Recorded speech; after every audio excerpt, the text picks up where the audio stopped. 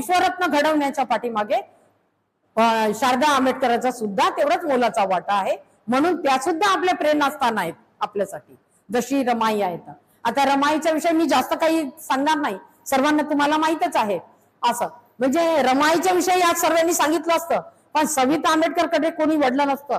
म्हणून काकाजींनी खूप मोलाचं, त्याने एकदा जोरदार टाळ्या होत्या काकाजीसाठी, कारण त्यांनी म्हणजे आज सर्व माहिती पॉइंट टू पॉइंट आपल्या समोर मांडलेली आहे. असं म्हणजे ते वर्षाच्या ह्याच्यानी असं कोणत्या वर्षी कोणतं काय आहे त्याला, तिथपासून तर त्यांना काय पदवी ते बहाल झाली बाबासाहेबांना तिथपर्यंतच. तर असं आहे. तर म्हणून ह्या दुहेरी ज्या घटना झालेल्या आहेत, आणि हे याच महिन्यात झाला, हा योगायोग आहे. मी आधीच म्हटलं हा योगायोग आहे, पण असूही शकते का हा योगायोग तुम्हाला आठवणीत राहण्यासाठी पण हा योग झाला असेल, सांगता नाही. निसर्गाचं कोणतंही गणित आपण उलगडू शकत नाही. हे निसर्गाचं देण आहे की त्याच महिन्यामध्ये आपल्या रमाईचं निधन झालं आणि त्याच महिन्यामध्ये सविताईचं. हा, फक्त एक दिवसाचा फरक असा. तर इथूनही आपण विचार करू शकतो की निसर्गाने हे सुद्धा आपल्या आठवणीत राहावं याकरिता सुद्धा हे घडवलं असेल. सांगताय की जेवढं पार्ट तुम्ही रमाईचं जड आहे ना, तसंच सविताईचं सुद्धा आहे, असं म्हणून सुद्धा हे केलं असेल. तर रमाईच्या बाबतीत आता मी थोडक्यातच सांगेल, आणि माझी अशी विनंती आहे तुम्हाला की ज्यांना कोणाला रमाईच्या बद्दल माहिती आहे, असं तर कोणी नाही की ज्यांना माहिती नाही म्हणून, तर थोडक्यातच 4-5 ओळीतच सांगायला वाटलं तर पण सांगण्याचा प्रयत्न करायचा समोर येऊ असं. तर हा, सविता आंबेडकरांचं पण जमत असेल तर त्यांचं पण तुम्ही सांगू शकता, असं काही नाही, दोघींचंही सांगू शकता असं. तर आता विचार करा की रमाई तो काळ, रमाईचा जो लहानपणचा काळ आठवा की त्यावेळेला प्रगत देश नव्हता, शिक्षण तर फार नव्हतंच आपल्याला. तर मग हे पुस्तका वगैरे ह्या ज्या आहेत ह्या कशा ठेवायच्या, काय ठेवायच्या, कुठे ठेवायच्या, कशा वाचायच्या याचं नॉलेज आपल्याला नव्हतंच. म्हणजे आपल्या पूर्वजांना नव्हतं, आपण तर होतोच नाही, पण आपल्या पूर्वजांना नव्हतं. पण त्या काळामध्ये, आता मी त्यांच्या जन्माकडे नाही जात, त्यांच्या मृत्यूच्या यावर्षी त्यावर्षीकडे नाही जात, मी डायरेक्ट मुद्द्यावर येते. तर त्या जेव्हा लहान होत्या तर हे पुस्तक जे आहे, हे पुस्तक किती मोलाचं आहे हे त्यांच्या माइंडमध्ये बसलेलं होतं की हे पुस्तक किती मोलाचं आहे. त्यांना शिक्षण नव्हतं, काही नव्हतं, परंतु ते पुस्तक किती जपून ठेवायचं, ती पुस्तक कशाची आहे हे सुद्धा माहिती नाही, पण पुस्तकात जपून ठेवायच्या. आणि हेच बघून म्हणजे ज्या वेळेला रामजी आंबेडकर त्यांच्या मामाकडे गेले होते आणि तिथे त्यांनी बघितलं की अस्तव्यस्त पुस्तका रमाईने जमा करून बरोबर एका मागावर एक ठेवलं आणि व्यवस्थित ठेवलं की अरे पुस्तक अशी टाकायची नसतं असं म्हणून. तो क्षण रामजी आंबेडकरने टिपला. तो क्षण त्यांच्या माइंड मध्ये एवढा फिट बसला की हीच एक व्यक्ती आहे जी माझ्या भीमरावासाठी महत्वाची आहे आणि हीच त्यांची पत्नी बनू शकते आणि हीच त्यांचा सांभाळ करून त्यांना पुढे नेऊ शकते. बाकी तिचं शिक्षण नव्हतं विचारलं, काही नाही, फक्त एक क्षण तो टिपला रामजीने की मी गेलो आणि तिथे अस्तव्यस्त पुस्तका पडलेल्या होत्या आणि रमाईने त्या जमा केल्या, बरोबर एकावर एक लावून ठेवल्या आणि व्यवस्थित ठेवल्या आणि त्यांना म्हटलं की असं नाही ठेवायचं बाळा, हे पुस्तक आहे, तुम्ही हे शिक्षणाचं पुस्तक आहे, हे व्यवस्थित ठेवलं पाहिजे. या नुसतं एका पॉइंटवर रामजींनी रमाईचं लग्न बाबासाहेबांशी करून दिले. आणि खरोखर जे स्वप्न त्यांनी बघितलं त्यावेळेला की ही व्यक्तीच माझ्या बाबासाहेबांकरता, माझ्या भीमासाठी महत्वाची ठरेल आणि ही व्यक्ती त्यांना बाबासाहेबांना म्हणजे पुढे नेईल, तर ते त्यांचं स्वप्न खरं ठरलं. खरंच रमाईने ते तेवढं मोठं मोलाचं स्थान बळकावलं आणि बाबासाहेबांना काबड कष्ट करून. आता त्यांच्याकडे बाबासाहेबांचं जेव्हा लग्न झालं तर विचार करा भगिनींनो की आपल्या परिवारात जर 4 लोक असतील तर आपल्याला 4 लोकांचा स्वयंपाक जमतो, पण जर आपण दुसरीकडे गेलो तिथे जर 10 लोक असले तर आपलं थोडं कन्फ्युजन होते की कसं करावं कसं. त्या वेळची म्हणजे विचार करा की रमाई जेव्हा नांदायला बाबासाहेबांच्या इकडे आली असेल त्यावेळेला तिचा परिवार छोटा आणि मग इथे परिवार हा मोठा आहे, इतके सर्व परिवारात, तर तिथे जे स्वयंपाक वगैरे ती करत असेल, तिचं धुणं भांडी जे काही करत असेल, तर इथं आल्याच्या नंतर तिची किती तारांबळ होत असेल, परंतु तिने कुठेतरी अशी नाराजी व्यक्त केली नाही. किंवा तिने असं राग भांडण असं केलं नाही. ती जे काही होत होतं ते निमूटपणे तिने सहन केलं. पण बाबासाहेबाला म्हणजे काही परेशानी होईल अशी ती वागली नाही. सासऱ्याला सुद्धा, रामजी आंबेडकरांना सुद्धा त्रास होईल अशी ती वागली नाही. म्हणजे विचार करा, 9 वर्षाची, काही जास्त वय नव्हतं त्यांचा, 9 वर्षाच्या. 9 वर्ष म्हणजे काय आहे? साधा आता आपण म्हणतो 9 वर्ष, अरे का माझी मुलगी लहान आहे, आतापासून भांडे धुणं करेल का, असं. म्हणजे आपल्याकडे तर 15 वर्षाची मुलगी झाली तरी आपण लहानच म्हणतो. पण त्या काळामध्ये रमाईनी कसं सांभाळलं असेल त्या परिवाराला.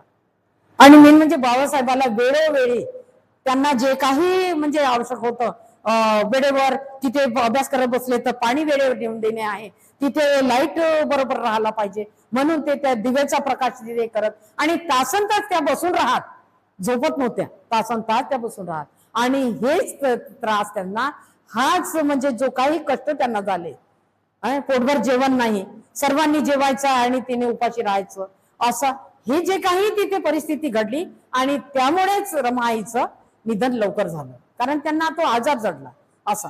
आणि तो आजार सहजासहजी कोण्या डॉक्टरकडे त्याचा इलाज नव्हता, कारण त्यावेळी प्रगतच नव्हते देशच प्रगत नव्हता, डॉक्टर नव्हते, त्याच्यामुळे त्यांचा इलाज होऊ शकला नाही. तर कमी वयामध्ये रमाईचं निधन का झालं, त्याच्यामुळे खूप काबाड कष्ट करावं लागले बाबासाहेबांना घडवण्याकरता. बाबासाहेब जेव्हा परदेशी गेले, आता जो व्यक्ती बाहेर जात आहे, घरी त्याचा मुलाचं प्रेत आहे आणि त्या व्यक्तीला परदेशाचं त्यांचं जहाज निघालेलं आहे, तर त्या व्यक्तीची मनस्थिती कशी झाली असेल बाबासाहेबांची. पण त्या रमाईनी तो सुद्धा प्रसंग किती म्हणजे हे केला, स्वतःवर ओढून घेतला की साहेब तुम्ही परदेशी जा, मी इथे सर्व सांभाळते. म्हणजे तिला त्या बाळाला, त्या मृत्यू झालेल्या बाळाला म्हणजे झाकून ठेवण्याकरिता कापड नव्हता. भगिनींनो, विचार करावा कधी कधी, म्हणजे आपल्या मनामध्ये एक दुःख व्यक्त होते की आज आपल्याला किती सारं आहे आणि आपण धरतो, थोडस चार्जेस घालतो आणि टाकून देतो. त्या आईला, त्या बाळाला झाकण्यासाठी काही नव्हतं, तरी तिने आपल्या पदराने झाकलं. पण बाबासाहेबाला परदेशात पाठवलं, म्हणून आज तुम्ही मी म्हणजे आज चांगल्या महागाच्या साड्या घालून इथं बसतो, इथं बोलण्याचं म्हणजे जे श्रेय आहे हे बाबासाहेबांमुळे आहे. म्हणून आपल्याला म्हणजे प्रत्येक क्षणाला आपल्या मासात, आपल्या घशात, आपल्या श्वासात, आपल्या घासात बाबासाहेब आणि रमाई असायलाच पाहिजे. कारण जर आपण त्यांना हा बेमान बनत असो तर आपण खऱ्या अर्थाने बाबासाहेबाची लेकरच नाही. जर आपण त्यांचे कष्ट आठवण नसतील करत, असं कोणतीच व्यक्ती नाही की ज्याचं अंतकरण दुखणार नाही ती प्रसंग आठवला की असा. तासन तास त्या प्रसंगावर कधी कधी मी असं सर्च करत असते मनातून की तो काळ कसा होता, आजचा काळ कसा आहे. आज आपल्याला किंमत नाही या गोष्टीची, पण रमाईला तर तो पदर सुद्धा भेटत नव्हता, आपल्या फाटक्या पदराने ती गुंडाळत होती. आणि तरी तिचं किती दृढ मन, किती म्हणजे तिचं पावर शक्ती की तुम्ही परदेशात जा, कारण तर आपल्या दलित बांधवाचं म्हणजे तुम्हाला त्यांचं भविष्य बनवायचं आहे, त्याच्यासाठी मला कबड कष्ट होतील, मी दुःख सोसेल, पण तुम्ही जा तिथे आणि परदेशात शिका. आणि शेण गोवऱ्या वगैरे तापून कबडकडे गिट्टी सुद्धा पडली रमाईने. म्हणजे एवढं कष्टदायक काम करून त्या मायमाऊलीने आपल्यासाठी बाबासाहेब घडवले.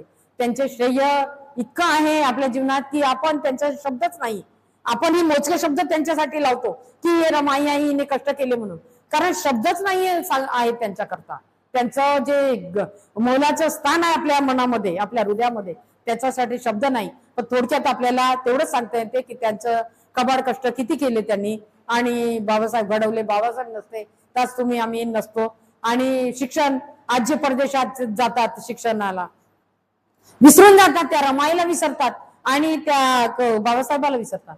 पण जेव्हा परदेशातले लोक तुमच्या देशात येतात तर ते आल्याबरोबर त्या बाबासाहेबांना नमन करतात. जिथे त्या विमानतळावर बाबासाहेबाची जी फोटो लावलेली आहे त्याच्यासमोर नतमस्तक होतात. आणि आपण जेव्हा परदेशात जातो तर आपण असाच जातो की अरे परदेशात आलो म्हणजे काय, आपल्याच बापाचं सर्व आहे, आपल्याला बाबासाहेबांनी काय केलं ना आपण स्वतः खूप काही केलं, म्हणून आपण सुटर बूट मध्ये जातो आणि असं दाखवतो की आम्ही खूप. माझी नाती नाही परी, तर तिला खूप आवड वाटली 2 दिवस झाले माझ्या मागे लागली की रमाईचं मृत्यू दिवस आहे ना, त्याच्यावर मी काय बोलू का, भाषण देऊ का? माझ्यासमोर देऊ का, मला समज येते असं. तर नाही म्हणते मी, तू तुझ्याकडे कार्यक्रम नाही का? तो म्हणे दुसऱ्याला कार्यक्रम करते येते. हो, तो म्हणे मी एक छान असं म्हणजे जास्त नाही म्हणजे मी कोणाला उभीच वाटत ठीक आहे, मला जेवढं समजते मी तेवढं करेन. तर तिने दिलं एका टाकावर आणि 2 दिवसांनी मला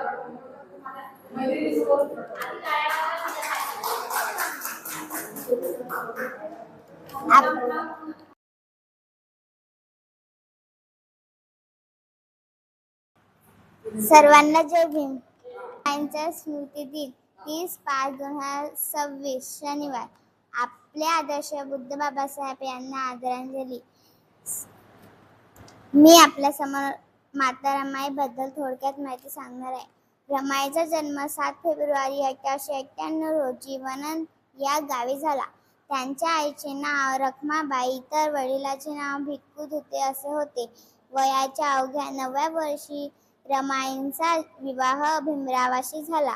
डॉक्टर बाबासाहेब आंबेडकर परदेशात शिकण्यासाठी गेल्यावर त्यांनी संसार समर्थपणे चालवला. आपल्या कुटुंबातील अनेक व्यक्तीच्या मृत्यूचे दुःख बाबासाहेबांना न कळविता त्यांनी एकटीने सोसले. बाबासाहेबांच्या समाजकार्यातही त्यांची साथ मोलाची ठरली. वराळे काकांच्या वसतिगृहातील मुलांच्या जेवणाची सोय व्हायची म्हणून त्यांनी आपल्या सोन्याच्या बांगड्या दिल्या. आयुष्यभर केलेल्या काबाड कष्टामुळे त्यांचे शरीर खूप अशक्त झाले होते.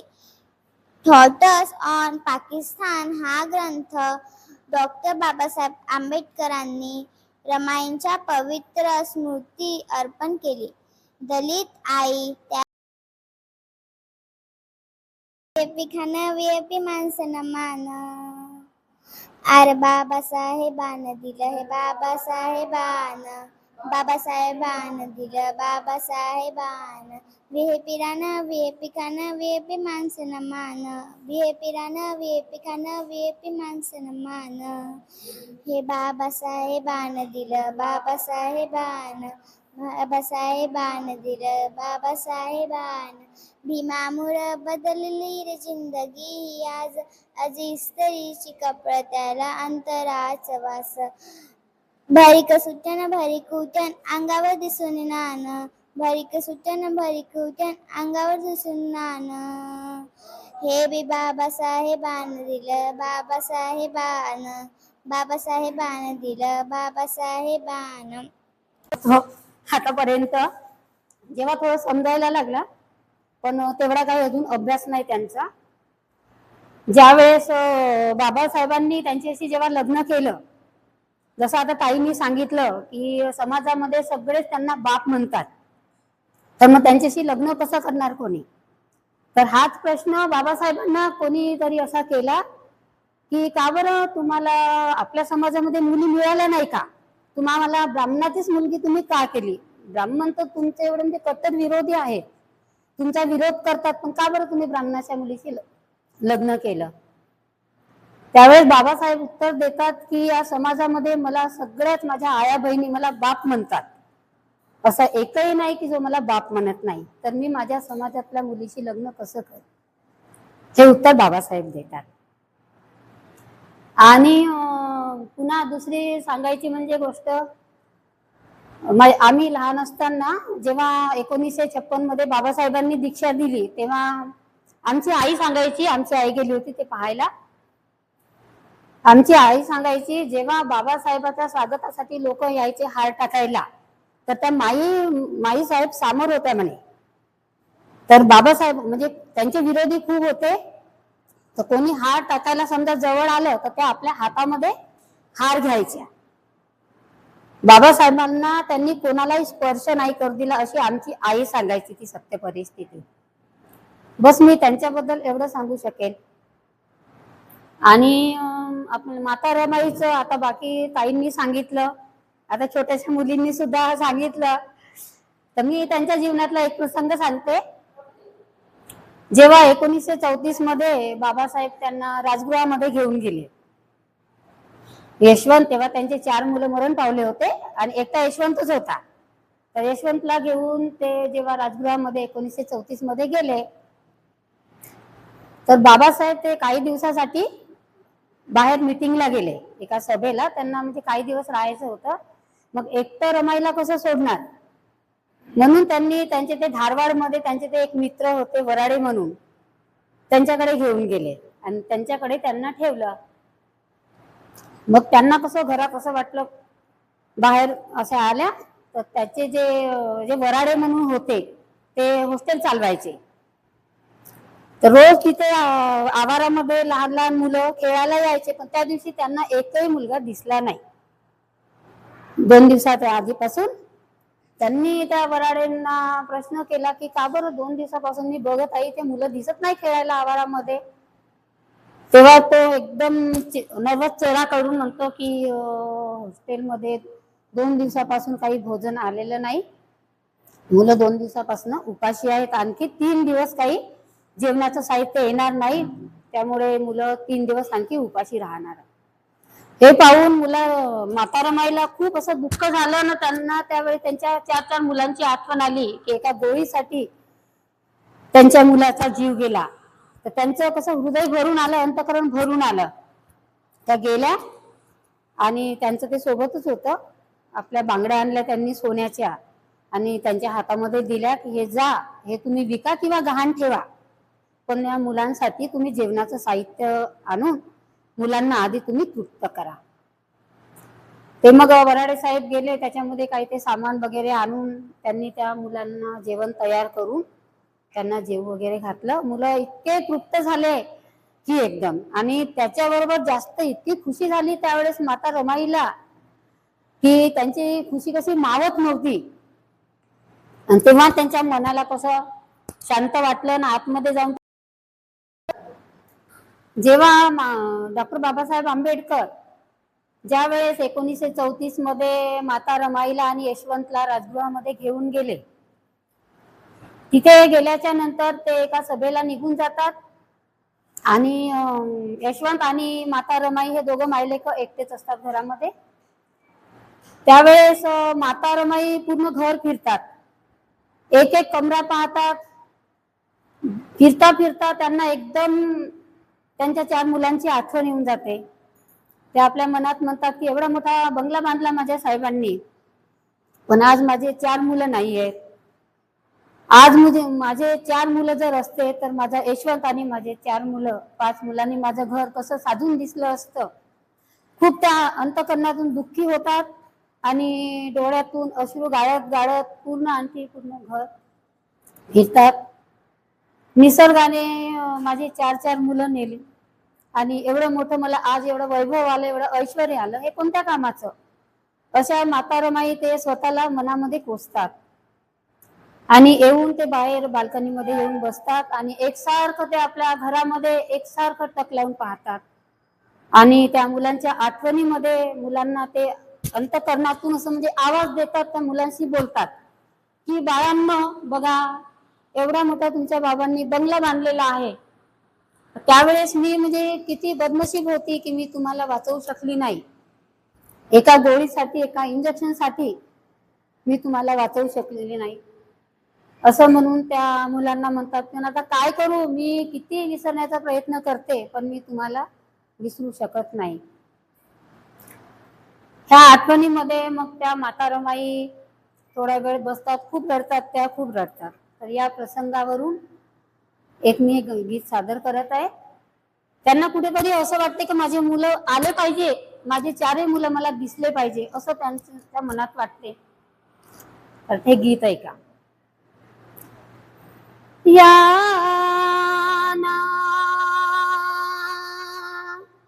या ना तुम्ही या ना, परतून या ना, मिटता मिटेना आठवणी हो, मी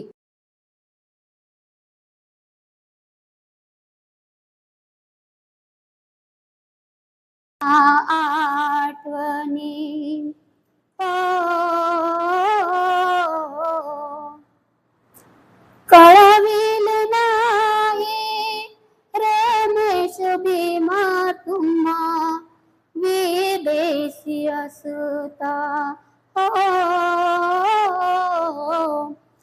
फार पडेल अभ्यासावर तुम्हा सांगितले असता रमेश ही गेला सोडूनी हो, रमेश ही गेला सोडूनी माझ्या पोटचे गोळे गेले सोडूनी मिटता मिटेना आठवणी आपली इंदो देसायला होती सुंदर परी काळाने तिला आपला तुनी नेले हिरकाऊनी